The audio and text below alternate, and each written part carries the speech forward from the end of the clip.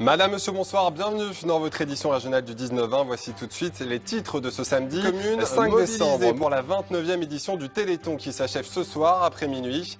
Dans l'Aube, le village de Vailly a organisé différentes manifestations pour la toute première fois de son histoire. Un reportage dans un instant.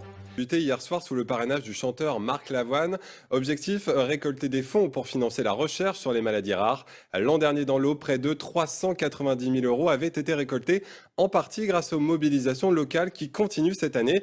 Illustration à Vailly, un petit village de 300 habitants qui participait pour la toute première fois au Téléthon. Tiffaine Leroux, Olivier Maillard.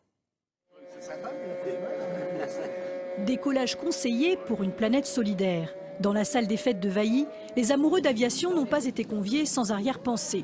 Après avoir admiré les modèles faits maison par le club d'aéromodélisme local, ils pourront se restaurer, apprendre à plier ou jouer à la tombola, à une condition qu'ils donnent pour le Téléthon. On paye avant et on coche après.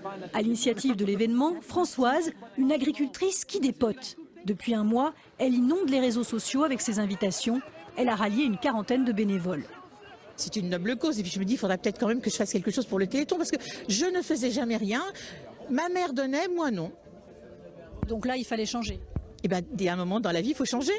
Voilà, mais je pense que c'est ça. On est un petit peu en période et c'est les rencontres avec des gens comme ça qui font que oui, on se repose des questions et on y va.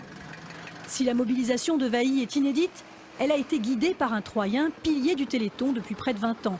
Daniel Donin de Rosière est conducteur d'un ancien tracteur Vierzon et il a trouvé écho à sa passion dans cette commune très rurale.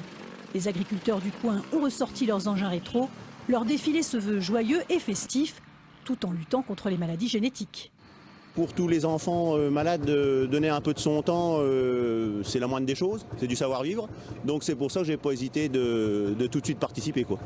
Il y a beaucoup de monde de réunis, même des gens, admettons, qui ne se parlent pas beaucoup, c'est aussi ça l'esprit Téléthon, de rassembler les gens comme ça. L'an dernier, près de la moitié des dons récoltés dans l'Aube l'a été au travers de manifestations locales comme celle de Vailly.